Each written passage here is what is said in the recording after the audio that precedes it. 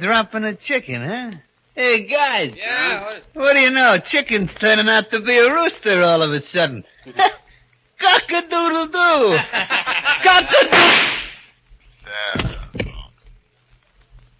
In case anybody here is interested, from here on in, the name is just plain Charlie Nix.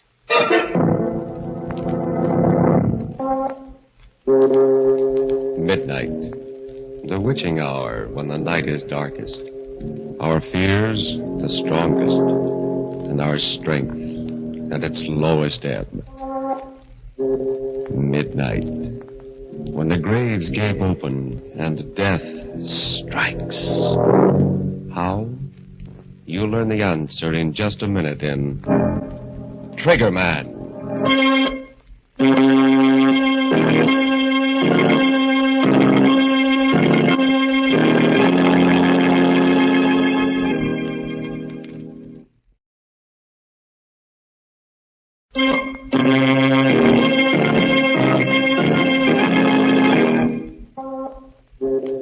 And now, Murder at Midnight. Tales of mystery and terror by radio's foremost mystery writers. Our story, written by Max Ehrlich, is different from any of the other tales you have heard in this program. Its mystery is not that of the supernatural, but of the unknown quantities in the human soul. And so, because it has suspense and complete credibility, we give you Trigger Man.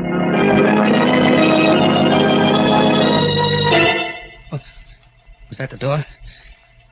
No. No, not yet. Not that it matters. You can't get very far with a slug in your guts. But I can sit here. And when I come through that door, I'll show him what Chicken Charlie Nix can do with a gun. Sure. Maybe it'll be for the last time. But what can I lose now?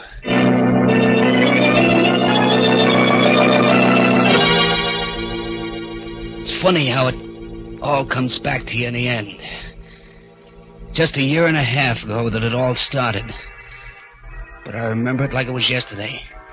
I was standing back in the doorway waiting for some sucker to come along. It was down at the waterfront and it was plenty dark. I stood there, the rod cold in my hand, waiting. Finally, I heard footsteps. A man and a woman. I waited until they were almost opposite the doorway, and then... Hey, buddy. Got a match? Why, yes, I think so. Never mind. Get your dukes up. Tell him he's got a gun. Oh, a stick-up, huh? Aren't you smart, sucker? Come on, reach. Get those hands up before I let you have it. Yeah. It's better.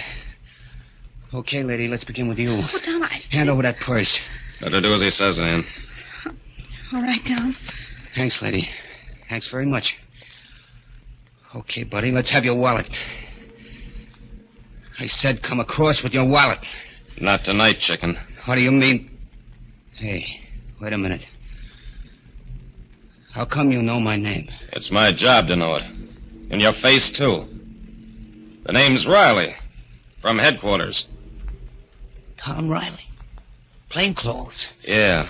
Keep up those hands. Keep them up or I'll drill you. I know you won't, chicken. Tom. Not for a lot more than I've got in my wallet. Tom, what are you doing? He'll kill you. I don't think he will.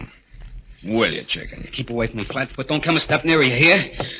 Another step and I'll splatter you all over the sidewalk. You haven't got the nerve, chicken. You know it and I know it. Now, drop that gun. Keep away, do you hear? I ain't afraid to shoot. I'll tell you, I'll let you have it. Then what are you waiting for? That was for the gun, chicken, and this is for you. No. Hold me up. No, you yellow belly rat. Pull the gun on me, will you?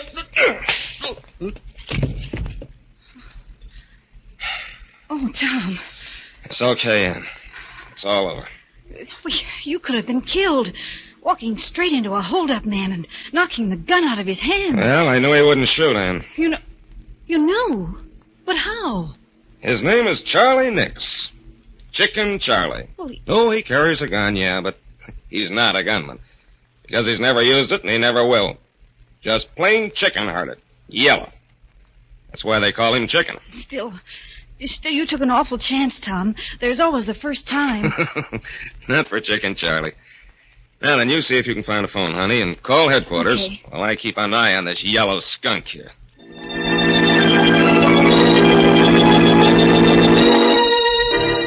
Yeah, that's the way it was. I just didn't have the nerve to put the blast on anyone. Sometimes in my room, I'd put my gun on the table and just look at it. I'd keep thinking, if I only had the nerve, I'd be one of Angelo Dinelli's triggermen instead of his errand boy. The rest of the mob would respect me instead of slapping me around and calling me Chicken. That's what got me more than anything else, the way they laughed and called me Chicken. It wasn't that I didn't try. That time I held up Riley, I was going to let him have it. I wanted to, but I don't know, at the last minute I got all cold inside. My fingers got stiff and numb. And it cost me a year in a pen. The day after I got out, I was sitting in the Boulevard Cafe having myself a beer when in walked the boss, Angie Dinelli. It's great having you back, Chicken. Thanks, Angie. Thanks. By the way, I saw an old pal of yours the other day. Yeah? Who? Tom Riley. Riley, huh? Yeah, it's too bad you didn't knock him off that night, Chicken. Yeah. But one of these days, Angie, I'm going to meet him, and then Sure, kid, I know how you feel. After all, when a guy takes your gun away, it makes you look like a chump. Yeah, he made me look like a chump, all right. But I'm different now, Angie. That year in a clink, well, I got a different kind of nerve now. Wait and see. Sure, but take it easy, kid. There's plenty of time, plenty. You just got out of stir, and you got yourself to worry about. What do you mean, Angie? I did my time, didn't I? I'm in the clear? Sure, Chicken, sure. But if you ask me, the pen didn't do you any good. You look kind of all in. You don't feel so good, do you? What makes you say that, Angie? Oh, I don't know. Your face ain't got any color, and you're breathing hard all the time. Well, I feel okay. Sure. I ain't saying anything's wrong with you, Chicken. But you never can tell until a good doc checks you over, huh? Yeah, maybe you're right, Angie. Maybe I ought to see a doctor, huh? Now you're talking sense, kid. Tell you what I'll do. I'll take you to my own doctor, Dr. Leonard. He's a big specialist, and he'll give you the once-over right. Yeah, but he probably comes high, and Forget it, Chicken, forget it. I'll take care of it. Won't cost you a dime. Hey, that's pretty white of me, Angie. Think nothing of it, kid. After all, you're one of my boys, ain't you? Yeah. Yeah, I am. Well, if there's one thing Angie Dinelli does, it's to take care of his boys.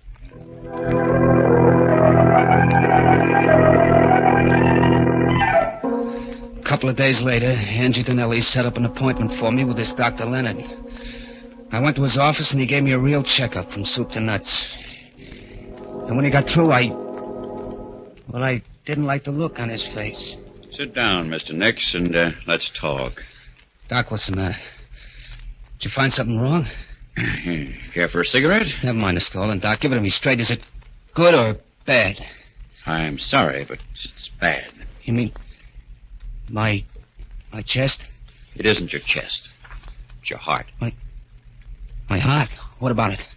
You've got a severe aneurysm there. A what? What's that mean? It means that you've got a serious weakness of the heart muscle wall. Yeah, but how serious? I'm sorry, Mr. Nix, but you haven't got more than 6 months to live. 6 months. Yeah, that's what he said. 6 months to live. For a while I didn't get it. You don't get things like that right away. And then 6 months, and he gave me 6 months to live. Someday I'll be just walking along and maybe sleeping, and then it'll come. It's tough, Chicken. Plenty tough. Yeah. Know how you feel. Nobody knows how I feel. Except maybe a guy in a death house. Yeah, that's what it's like.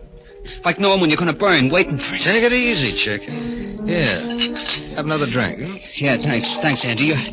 You're okay. Maybe the doc was wrong. There's always a chance. No, Angie. Check me twice just to make sure. There ain't a thing I can do, not a thing except wait for it. Just sit around and wait to croak. Listen, kid. You've got 6 months to live. Okay. You know what I'd do if I had 6 months to live? What? What would you do? I'd live. Huh? Yeah, I'd spend all my time living. Champagne, dames, I'd have them all. I'd do all the things I ever wanted to do, but didn't have the nerve to do before. You see what I mean, kid? I'd live a lifetime in 6 months. Sure, but that takes dough. You can get the dough? How? From me. Huh? Look, chicken. You always wanted to be a trigger man, didn't you? Yeah. Well, I'm hiring you right here and now. At $500 a week. 500? But, Angie, you know I ain't got the nerve. Sure you have, but it's different now. You don't have to be afraid of a thing. Not a thing. Well, you can go around blasting guys like clay pigeons if you want to. But suppose the cops nail me. What do you care? Suppose they send you to the death house. You got nothing to lose anyway, have you? Your heart's bad, ain't it? You've only got a little while anyway, either way. Yeah. That's right, Angie. That's right. What can I lose? Denelli was right. This was my chance. I packed a new gap and started to look for Riley. Riley, the dick who'd set me up. Yeah, he was going to be number one. He'll be coming along here any minute, kid. Yeah. This is it, chicken. There's Riley. There he is. No, chicken, not yet. Wait till he comes closer. Look, Angie, I first one that comes hardest, kid. The rest are easy. Look at him, pal. He knows from nothing. Take your beat on him. You can't miss. Okay, chicken, go ahead. Let him have it. Go ahead, blast him. You did it. Yeah, I guess I did. Flat on the sidewalk, colder than yesterday's hash. You did it, Charlie. Angie, You just called me Charlie. Sure, kid, why not? You're not chicken anymore. Now, maybe we better get out of here.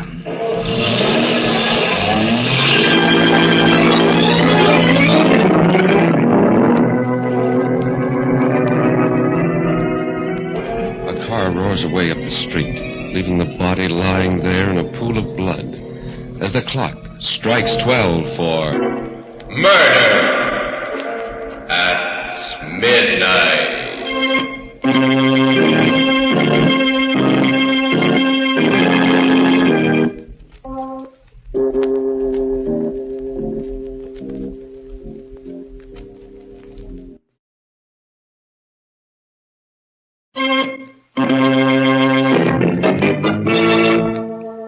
And now, back to Murder at Midnight, to the story of Triggerman.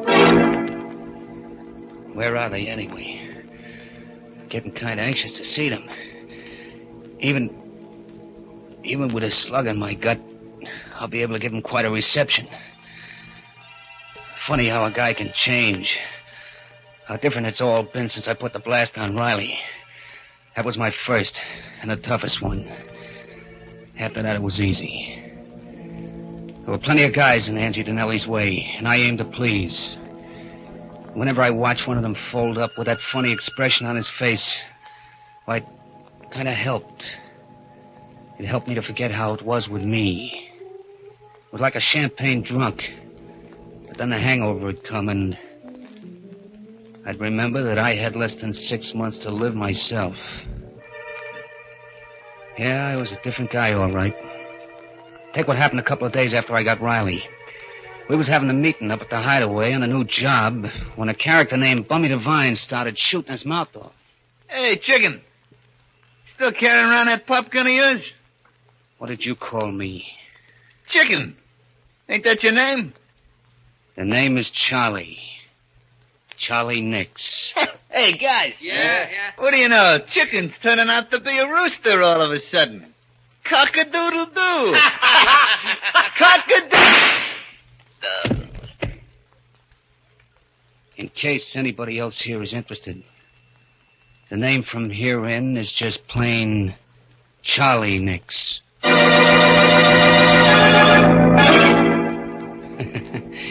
didn't laugh after that. No one did again, ever. I was it. I took chances where no other trigger man would. Why not? What'd I have to lose? In a few months, I'd be through anyway. There was a difference. Meanwhile, I lived. I painted the town red, bought myself tailored suits, hit the clubs every night, the gambling joints. And the dames, why, I had to fight them off. You can do a lot with $500 a week. Sure, I was hot, plenty hot. The cops couldn't figure out at the beginning who was doing all the fancy gun work, but they were getting warm, and they were getting close. I had to watch myself. And then one night, we were knocking off a fur warehouse. I was in the lookout car out front when suddenly... Hey, Charlie, a prowl car. Yeah, come on, Mike. Let's get out of here.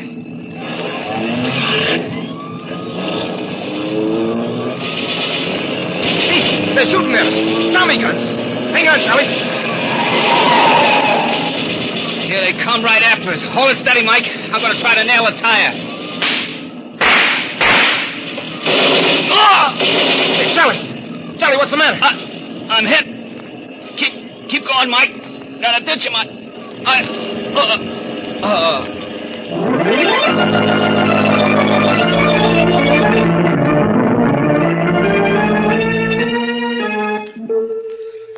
When I opened my eyes, there was a smell of chloroform, and the doctor was just putting away some instruments. Mike was there, too, with a gat in his hand, making sure that the doc would cooperate. Hello, Charlie. How do you feel?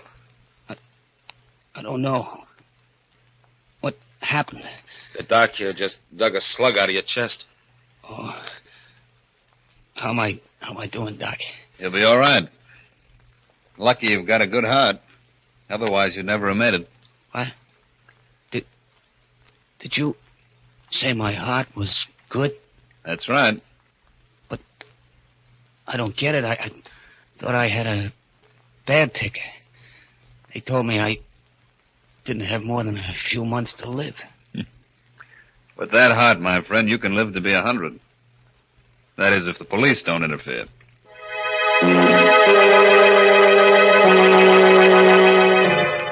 I spent 3 weeks laid up after that, in bed. And every day the boss would send me flowers, comic books, and all kinds of stuff. A real thoughtful guy, Angie. But I was thoughtful, too. There were some things I had to add up for myself. I had to find out whether I was living on borrowed time or not. As soon as I could walk, I made a beeline for Angie Donnelly's specialist, Doc Leonard. But I found out right away that Doc Leonard didn't live there anymore. A dentist was in the office instead. Then I looked up the superintendent. Yes, I'm in charge here. What can I do for you? If it's about It isn't. I'm looking for Dr. Leonard. Dr. Leonard? Oh, the one that was in the dentist's office before. That's right. You know where he went? No, he didn't leave any forwarding address. It's a funny thing about him. Yeah? What? Why, he paid us a month's rent in advance and moved in, equipment and everything. But he only stayed 2 days. Moved out at night. No notice, nothing. Just came and went. I see. Never could figure it out. That's the way it was. Sorry I couldn't be of more help, mister. That's okay. You've told me enough. All I want to know. So that was it. I had the answer. I went home, took my old gun out of the drawer, slipped it into my shoulder holster. It felt good there. Just like old times. I was just putting on my hat and coat when the phone rang. Hello. Hello, Charlie. How do you feel? Fine, Angie, fine. Funny thing you calling up just now. Yeah, why? I was just thinking of you. Where are you now? I'm over at my apartment. Listen, kid, do you feel well enough to do a little job for me tonight? I feel fine. Well, that's swell. Drop over to my place right away. Okay, I'll be right over. And, Angie. Yeah? Thanks for everything. The flowers and stuff. Forget it, kid. What's a pal for, anyway? Funny how a guy acts sometimes.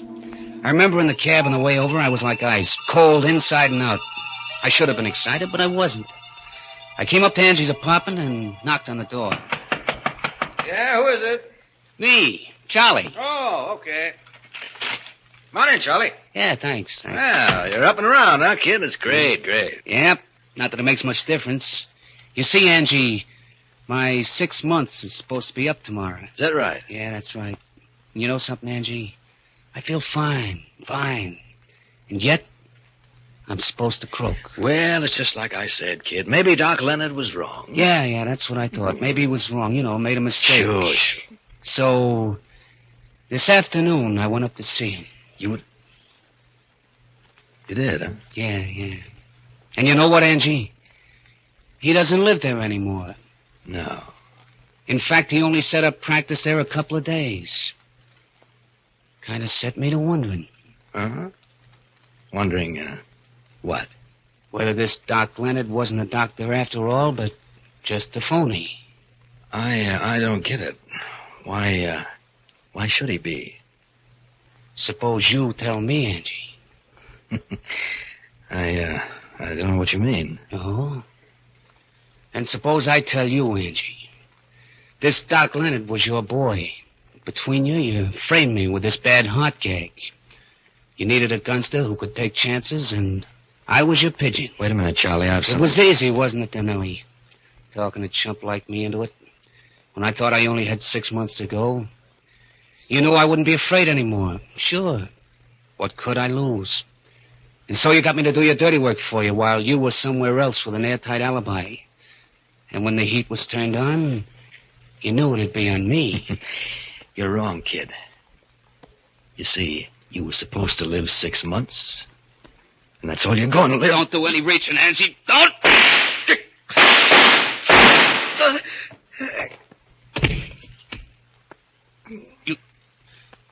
You taught me how to use a gun, Angie. You should have just let me stay Chicken Charlie Nix.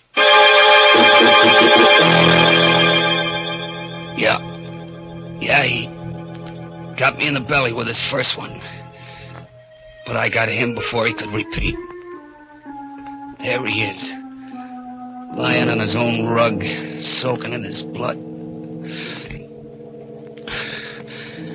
And as for me, well, there ain't much I can do but wait. Somebody must have heard the shots, called the cops. Funny how I feel now. How different it is.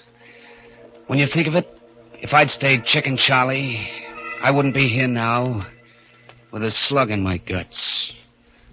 Like the doc said, I could have lived to be maybe 100.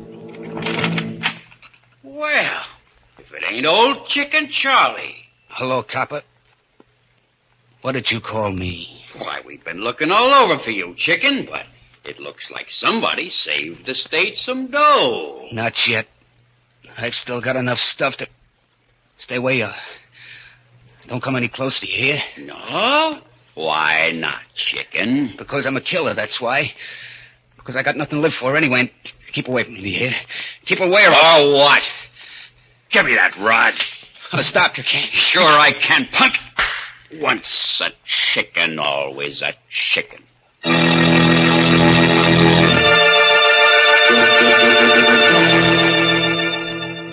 His eyes wide and incredulous, the hunched figure slips from the deep armchair, falls to the floor, next to the body of the man he killed. And somewhere in the distance, a clock in a church steeple starts chiming for murder at midnight.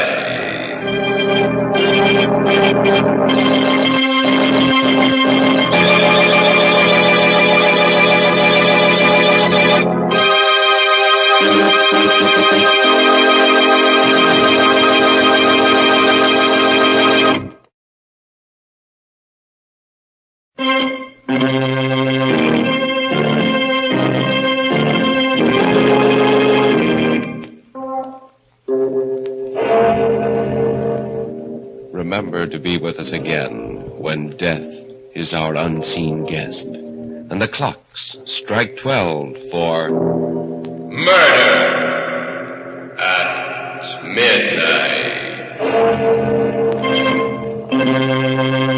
The part of Chicken Charlie Nix was played by Bill Quinn. With music by Charles Paul, Murder at Midnight is directed by Anton M. Leader